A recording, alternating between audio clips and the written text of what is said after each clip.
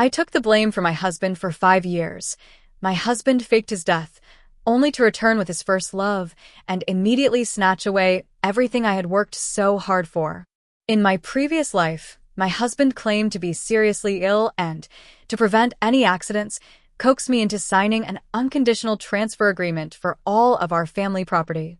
After he died, his first love came to my house heavily pregnant, claiming the child was my husband's posthumous child. Seeing how helpless she was, I softened my heart and took her in. To support her and the child and to take care of my husband's sick sister, I gave up the quota to return to the city, missed the college entrance exam, endured hard labor in a small town, and was looked down upon by everyone. Finally, on the day my sister-in-law became a famous fashion designer, I thought that maybe all my sacrifices had been worth it. But at the celebration banquet, my supposedly dead husband showed up, holding hands with his first love. "Sarah Johnson," he said, "you finally didn't let me down. The test was passed." My mind went blank. His first love smiled and added, "James is the only son of the factory director. Who knows whether you were just after his money and status. Now, be good and take care of Ashi's mother, son, and sister. James is sentimental. He's willing to let you stay on as a nanny. If you serve his son until he marries and has children, you'll officially become a servant of the Carter family." My head exploded. Did I really want to become a servant in that household after 5 years of blood and tears? I vomited blood and fainted on the spot. When I opened my eyes again, I was back on the day James was declared critically ill. "I'm afraid Brother James won't make it," someone cried. "Quick, go call Dr. Emily. Sister-in-law, you're James's wife. You're the only one who can take charge right now. You have to figure out a way to pay for the imported life-saving medicine."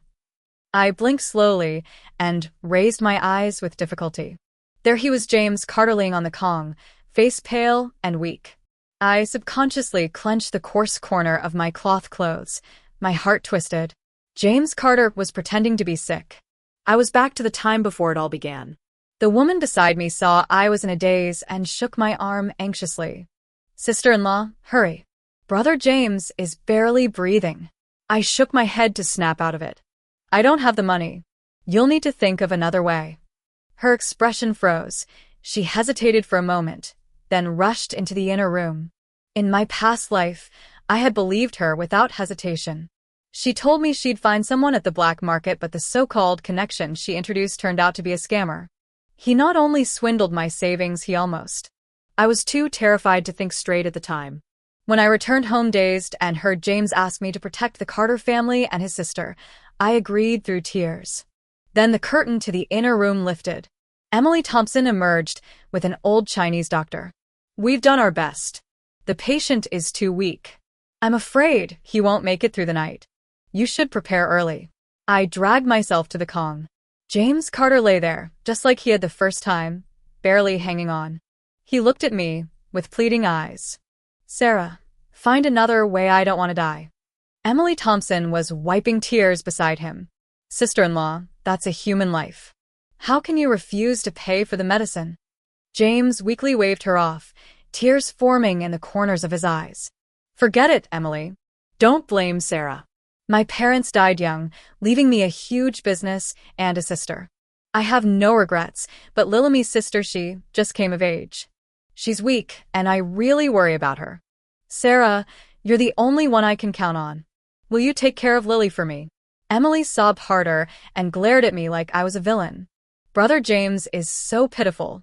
Sister-in-law, how could you abandon him and his only sister?" Watching them play their roles, I felt nauseated. In my past life, I was frightened. James used Lily to manipulate me emotionally. I treated him as my husband, and seeing him dying, I gave in with unbearable sorrow. But what did I get in return? His relatives forced me to sign away his inheritance, saying I brought him bad luck. All that was left for me was a sickly sister-in-law and a mountain of debt. I couldn't afford to hire help, nor balance farm work with studying. I watched helplessly as my name disappeared from the return to city list. From a promising educated youth, I became an illiterate village woman. With no education, I couldn't get decent work. I was forced to carry heavy sacks at the dock and wash dishes in restaurants. When Lily turned 13, She came down with a high fever. The doctor said she needed imported medicine. I couldn't afford it, so I followed Emily Thompson's advice and borrowed from loan sharks. Though Lily recovered, the debt kept growing. The loan sharks smashed furniture and hurled insults at us regularly. Lily was so terrified, she cried every day. The neighbors were disturbed and reported me to the authorities. I was kicked out of the ancestral home I had lived in for over a decade. Lily and I became homeless, sheltering under bridges and in abandoned temples. Over those 5 years, I worked as a clerk in a supply and marketing cooperative and a factory worker in a textile mill. Eventually, thanks to my sewing skills, I opened a small tailor shop and things slowly improved. I even started looking for emotional support. The first time I gathered the courage to invite a decent carpenter from the neighboring village for dinner, the gossiping old woman next door Wangpo cornered him while I was in the kitchen serving food. "Jack," she hissed, "don't be stupid. She's dragging around a sick girl and mountains of debt. If you marry her, you're jumping into a fire pit." Jack looked stunned. But Sarah said the girl is her late husband's sister. Wangpo sneered. "You believe that? She probably fooled around when she was young and had a child out of wedlock. Now she's spinning lies so someone will marry her. I've seen too many women like her. You'd better listen to me. Go away quickly and stop getting involved with bad luck." He hesitated for a long time, then finally left in a hurry without even tasting the food or saying goodbye. I remember squatting down and bursting into tears right there. In the past 5 years, I'd endured the ups and downs of life, suffered countless humiliations and scorn, raised my sister-in-law with everything I had, and even paid for her to study fashion design abroad. But at her celebration party, James Carter and Emily Thompson told me that everything I'd done, every sacrifice, had been part of a so-called test. Did they think I actually enjoyed being a servant in that family? 5 years of my youth, my future, and my reputation had all been crushed under the weight of their schemes. And in the end, they told me it was all planned. Even Lily, my sister-in-law whom I'd treated like my own blood, stood against me without hesitation, calling me ungrateful and heartless. My blood boiled. The resentment in my chest nearly exploded through my eyes. I took a deep breath to hold myself together, barely resisting the urge to destroy everything around me. I had no obligation to raise his sister. I was going to take back everything the Carter family owed me. James Carter suddenly sat up from the Kong, pointing at me and shouting. The weakness in his voice was gone. He didn't look sick at all. "Sarah Johnson, where is your conscience? You keep saying you love me, but you won't raise money for my treatment, and now you refuse to care for my sister? What kind of wife are you?" I laughed coldly. "You seem pretty healthy to me. Maybe you were never sick in the first place." Realizing he'd let something slip, James's expression changed. He quickly lay back down, pressed a hand to his chest, and cried out in pain, calling for Dr. Emily. The room turned to chaos. Emily Thompson shoved me out of the room. A moment later, Dr. Emily, who was clearly in on the act, came out with 2 unfamiliar men and shoved a folded paper into my hands. "The patient is in critical condition," he said with a straight face. "This is the critical illness notice and funeral authorization, signed by the patient himself. You've been given full authority to act. Don't try anything, or we'll take legal action." I was so furious I actually laughed. I wanted to see how far James Carter would take this farce. But no one expected that within minutes, he'd vanish from the room. Emily Thompson came storming in, screeching, "This is the patient's room. Who gave you the right to barge in? Get out." I cut off her shrill voice. "Where is he?" She rolled her eyes and snapped. He was dying. We took him to the backyard to prepare for his funeral. Just as she said that, I heard the sound of mourning sticks being struck and the blaring Swona music of the funeral band outside. A chill shot down my spine. I remembered clearly this was exactly what happened in my previous life. They pushed me out of the room, and not long after, they told me James had died. I sobbed like my heart was breaking. They rushed through the funeral, saying he wanted to be buried quickly. It was strange. Rural funerals were never so hasty, and the timing of his death was suspicious. Back then, I had been too overwhelmed by grief to notice. But now, I wasn't going to let them get away with it again. I shoved Emily Thompson aside and ran straight to the mourning shed. A thin wooden coffin stood at the center, and several unfamiliar men were about to nail it shut. "Stop," I shouted. The wailing stopped. The Swona fell silent. Everyone turned to stare at me in shock. "What are you doing?" I demanded. "Who gave you the right to touch him?" Emily caught up to me and grabbed my arm, weeping. "Sister-in-law, I know you're heartbroken, but the dead can't come back. Let Brother James rest in peace." The crowd began whispering, "She's lost her mind. The Carter family is really cursed to have married a woman like her. She's just trying to prevent James Carter from resting in peace." What a cruel woman. Their judgmental stares landed on me one after another.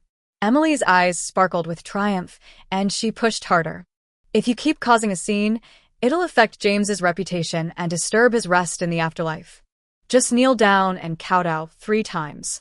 It'll be the end of your marriage, and you can let him go with dignity." I jerked my arm away and gave her a frosty smile. "Since when do outsiders get to make decisions for the Carter family? And who said he's dead?" Everyone gasped. Faces turned pale. They glanced at each other, uncertain and hesitant. Suspicion began to flicker across their faces as they looked between Emily Thompson and the coffin. "Is that really James Carter?" someone whispered. "Why does the figure look Off. A brave neighbor crept closer, muttering, "A body should be washed and dressed properly before burial, but he's wrapped up tight. Even his face is covered." I stared Emily down. "You're trying to bury my husband without his wife's consent. Now you won't even let me see him one last time. Am I supposed to believe you didn't murder him and are now trying to cover it up?" Emily's face turned ghostly white. "Don't be ridiculous. Everyone saw him die." The neighbors murmured again. "James looked fine earlier. How did he suddenly get so sick and die?" "Yeah, and who is this Emily Thompson anyway? She says she's his cousin, but we've never seen her before." Emily's forehead broke into sweat. She never expected I'd open the coffin and expose everything. She panicked and turned to call someone to reseal the lid. But I was ready. I pulled out the whistle I had hidden in my pocket and blew hard. The sharp sound pierced the air and stopped Emily in her tracks. Moments later, several uniformed officers arrived, cutting through the crowd. One of them looked at Emily sternly and said, "We've received a report of a suspected murder and attempted illegal disposal of a body. We are now opening the coffin for autopsy. Please cooperate with the investigation." I held up the critical illness notice and funeral entrustment that James Carter had supposedly signed, pointed at the still wet signature, and looked at the body in the coffin's form clearly inconsistent with a real person. I said nothing more and led the officers to examine it thoroughly. Since James Carter trusted me enough to forge legal documents and hand me full authority over his funeral arrangements, I certainly couldn't let his efforts go to waste. The police officers pried open the coffin lid and inside lay not a body, but a scarecrow dressed in James Carter's clothes. The crowd gasped in shock and immediately broke into commotion. "What the hell is this? Where's James Carter? Oh my God, this is all a scam." I knew something was off. He wasn't even sick. Emily Thompson's face turned ghostly pale. She tried to sneak away, but a sharp-eyed officer caught her by the arm before she could flee. I calmly approached and presented each piece of evidence to the police. This critical illness notice and funeral entrustment were both signed by James Carter. As you can see, the ink hasn't even dried. I pointed to the seal on the forged medical certificate. "Look here, the so-called Dr. Emily clearly used a fake seal. Also, according to the law, the immediate family must sign off and identify the deceased before cremation. None of that was followed here." One of the officers gave a solemn nod. "This is indeed a case of suspected fraud and forgery of official documents. We're opening a formal investigation." As Emily Thompson was questioned, I took another officer and headed straight to the Carter family's old residence. I walked into James Carter's bedroom without hesitation, lifted the wooden bedboard, and pulled out an iron box hidden beneath the frame. Inside were 2 things, a thick stack of cash and a bundle of handwritten letters between James Carter and Emily Thompson. "I knew he stashed money here," I said coldly, "but I didn't expect to find this." The letters exposed everything. Emily Thompson called James darling and outlined their entire plan, tricking me into signing over the property, faking James's death, and having Emily show up with a so-called posthumous child to claim everything. The officer next to me frowned. This is solid evidence, more than enough to prove the fraud was premeditated. Emily, under intense questioning, eventually cracked. James Carter's hiding at his third aunt's place. Don't arrest, just might was his idea. I followed the police to a neighboring village, to the home of James's third aunt. There, James Carter was sitting comfortably, sipping tea. When he saw us enter, his teacup crashed to the floor. Panic flashed in his eyes, quickly replaced by anger. Sarah Johnson, how dare you, how dare I? I cut him off, standing in the doorway with all the strength I had left. You should be asking yourself that. The police took James back to the village committee. When confronted with the letters and the forged documents, he slammed the table and shouted, Sarah Johnson, you ungrateful woman. I was just testing whether you truly loved me. The villagers exploded in outrage. Shame on you, James Carter. Testing your own wife like that? You're disgusting. Sarah has suffered for 5 years, and you faked your death to cheat her? Who raised you? Under pressure from the police and village officials, James was forced to sign a confession and a property settlement agreement, admitting to fraud and relinquishing all claims to the Carter family's estate. I laid out one final demand. I won't press charges if both of you, James Carter and Emily Thompson, leave this town and never return. James glared at me through gritted teeth, but in the end, he signed. That night, I sat alone in the quiet house, the agreement in my hands, tears silently sliding down my face. This wasn't the end, no. This was just the beginning. 5 years of suffering couldn't be erased with one document. James Carter, you'll pay for what you did. I sold part of the Carter family's assets and saved up enough to leave town. I decided to take Lily Carter, James's sister, with me. When she learned what her brother had done, she shook with rage. Sister-in-law, I want nothing to do with him. I'll stay with you from now on. We boarded a hard-seat train that rattled south for 3 days and 3 nights, finally arriving in bustling Guangzhou. We found a tiny rental in an urban village, cramped, but finally ours. A month later, I discovered I was pregnant. That was the last gift James Carter left me. I sat on the edge of the bed, staring at my hands resting on my belly. Should I keep this child? He shares the blood of a liar, a coward, and a betrayer, but the child is innocent. After long, emotional deliberation, I made my decision. I would keep the baby. I named her Grace Johnson, a name that carried my hopes for healing and renewal. Sister-in-law, are you really going to have this baby? Lily asked, worried. Why not? I replied, my voice firm. This child is mine. He has nothing to do with James Carter. Using the needlework I'd learned back in the village, I opened a small clothing alteration shop nearby. I took in orders during the day and studied fashion design books at night borrowed from a local tailor. Lily dropped out of school to help me manage the store. Lily, you can't give up your education, I said, distressed. We need to survive first, sister-in-law. I'll go back to school when we have money, she promised. Life was hard, but we survived.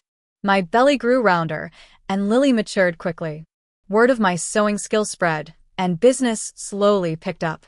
One day, Mr.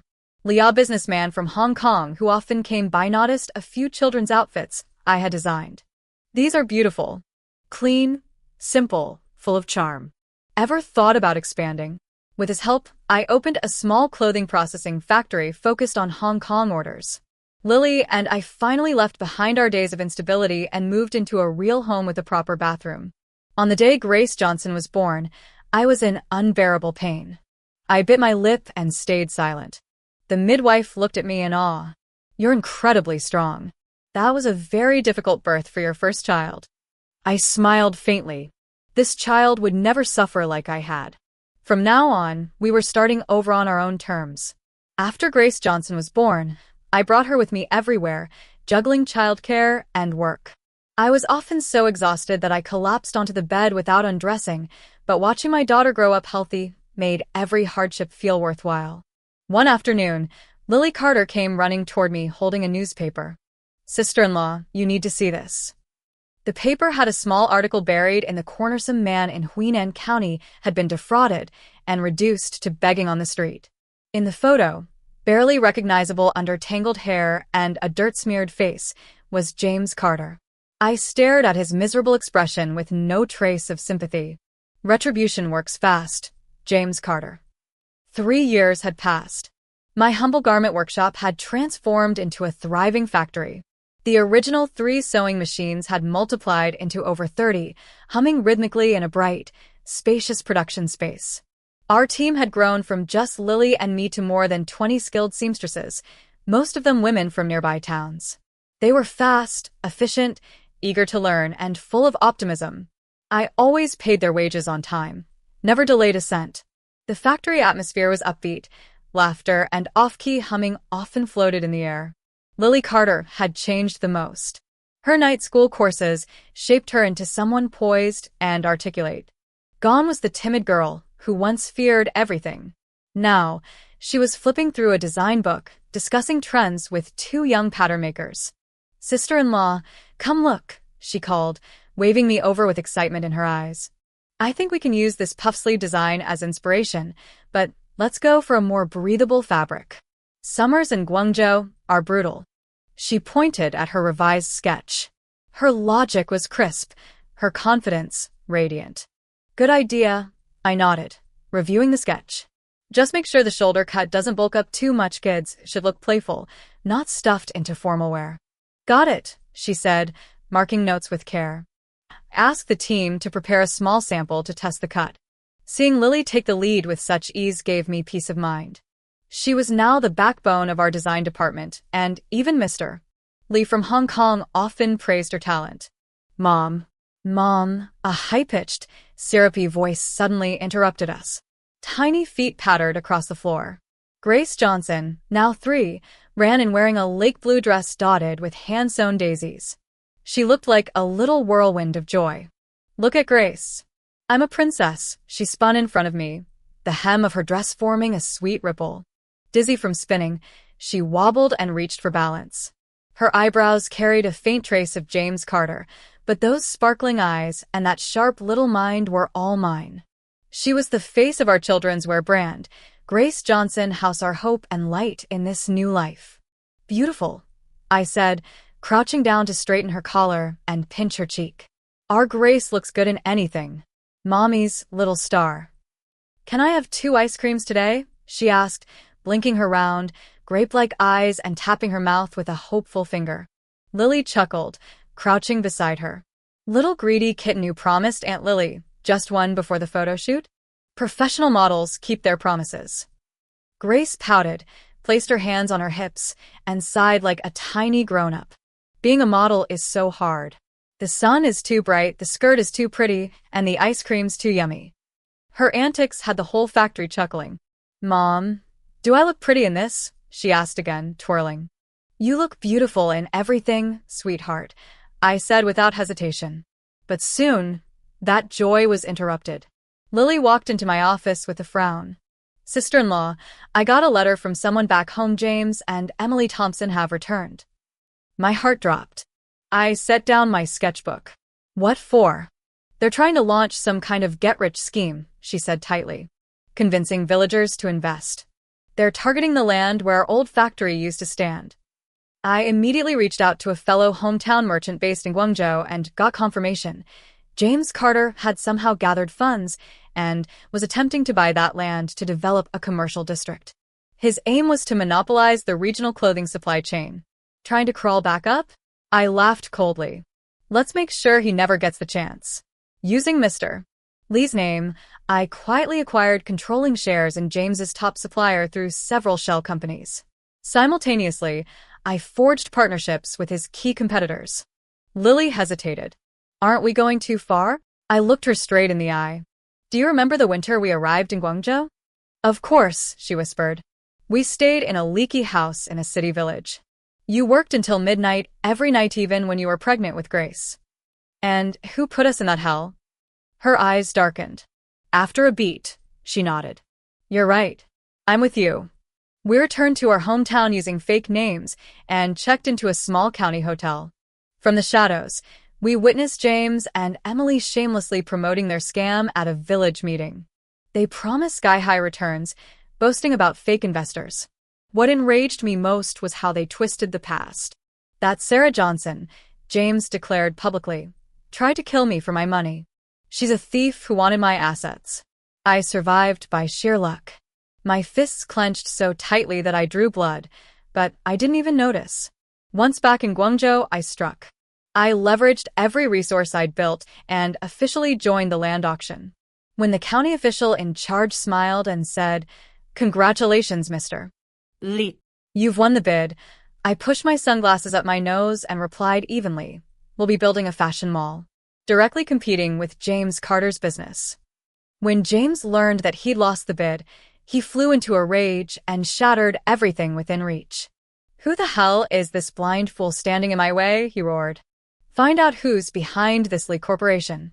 I want a name now." I stood quietly in the dark, watching his fury with a cold smile curling at the corners of my lips. James Carter, the show has only just begun. 5 years passed like flowing water. My clothing company had become a regional leader with national recognition in the Pearl River Delta.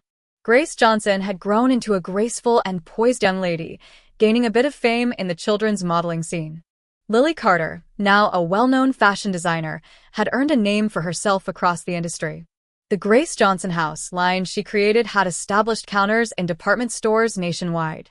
"Mom, do I have to attend the opening ceremony?" Grace Johnson clung to my arm, her voice full of playful reluctance. "Yes, you do. This is our first national fashion design competition. You're the finale model for the opening ceremony. How can you miss it?" I had planned this grand competition myself, inviting designers from across the country. Lily served as a judge, and Grace was the highlight of the opening show. The night before the ceremony, the door burst open with a loud bang as Lily rushed in, panting and gripping the doorframe. "Sister-in-law." I looked up from the vanity. "What's wrong?" "They're here, James Carter and Emily Thompson." I picked up a small perfume bottle, spritzed it lightly onto my wrist, and smiled faintly. Right on time. I was worried they wouldn't dare show their faces. Lily took a breath and continued. "I saw them at the registration desk while I was checking the final contestant list. James wore some gaudy suit, trying to look important, hair slicked back like he was hosting a wedding. And Emily? TSK, she clung to his arm in this tacky, neon dress like she wanted to blind the whole room." I let out a soft chuckle. Same style as ever James's clothing brand. Lily curled her lip. "Just the same old designs, recycled again and again." "Did they recognize you?" I asked. She shook her head. "We've changed a lot, and I doubt they remember what we looked like." "But," she added, lowering her voice, "they were standing in front of the promotional wall, staring at Grace's photo." Emily was tugging on James's sleeve, whispering, pointing at Grace's face like she was trying to remember who she looked like. I set the bottle down and smirked. "It's natural. Grace shares some of James's features. It must itch at their memory." I said it softly, but Lily understood. "Should we go out there now?" she asked. I lifted my hand to signal patience. No. Let them enjoy their delusions for a while longer. A good show needs a slow build-up. I changed the subject. "Where's Grace? Is she ready for the show?" Lily smiled, shifting back into work mode. "Don't worry. She's fine. Just arguing with her assistant about the stage bow not being sparkly enough. She's growing more opinionated every day." "Let's go," I said, rising. "Let's see what kind of performance our old friends have in store for us." Meanwhile, back at the venue, Emily frowned and leaned toward James. "Why does that little model look familiar?" "A bit like you." James scoffed. "Nonsense. How would I have a kid like that?" But his eyes never left the stage. Then, halfway through the competition, the moment arrived. As planned, one of my insiders stood and pointed to James's submission. "This dress is a blatant copy of a Shanghai designer's work. How did it make it into the competition?" Gasps rippled across the room. The staff brought out the original sketch, placing it side by side with James's. They were identical. James's face turned ghost white, while Emily erupted, screaming, "This is ours. You were paid to set us up." Her shrieks only deepened the embarrassment. The judges unanimously disqualified James Carter's entry. At the award ceremony, I walked calmly to the stage. I removed my hat and spoke clearly into the microphone. "Ladies and gentlemen, I am the representative of the competition organizer. My name is Sarah Johnson. Gasps swept the audience. James and Emily stood frozen like statues, stunned. 5 years ago, I began, my voice calm but resolute. James Carter and Emily Thompson orchestrated a cruel scam that destroyed my life. Today, I reveal their true colors. The screen behind me lit up, playing footage I had compiled over the years. The fake coffin, the forged documents, their handwritten conspiracy letters, and their most recent attempt to scam the villagers into investing in a fake development. The room erupted. People turned and stared at the disgraced pair with outrage and disgust. Emily broke down first. She shrieked, jabbing a finger at James. He lied to me. He told me Sarah was dead. He said all the money was his. Shut up, James bellowed. You're the one who told me to fake illness. This was your idea from the start. They turned on each other, exposing every dirty secret in front of hundreds of cameras and reporters. Just as security approached to escort them out, James pointed at the stage. That's my daughter. She's mine. I want her back. I sneered and pulled out a paternity test report from my folder. Yes, Grace Johnson is indeed your child, but you will never be qualified to be her father. 5 years ago, when you faked your death, I was already pregnant. You abandoned us without ever once looking back. And now, you think you can walk in and claim her back? With that shameless, hypocritical face of yours. Grace Johnson stood tall beside me, holding my hand tightly. Her young eyes were steady and filled with quiet resolve as she looked at James Carter in the stunned audience. I only have one mother, she said clearly, and that's Sarah Johnson. That was the end.